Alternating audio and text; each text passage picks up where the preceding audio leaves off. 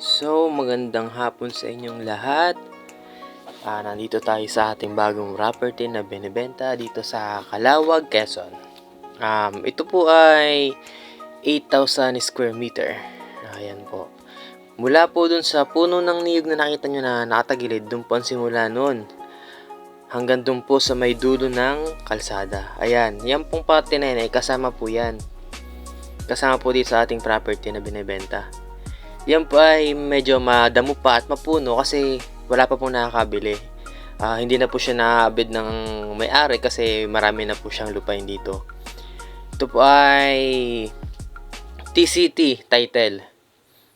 Yung lupain na yan. Napakaganda po dito sa lugar na ito, ma'am. Wala po kayong problema sa kuryente kasi meron po itong poste ng kuryente po. Tapos ang tubig naman po natin dito is maghukay po tayo ng bomba, ma'am. Maano pa tubig ito, babaw lang po. Yan po. Maganda po dito, ma'am. Saka ang maganda po dito ay flat land po siya. Patag po ang lupa niyang 8,000 square meter na po yan. Ayan.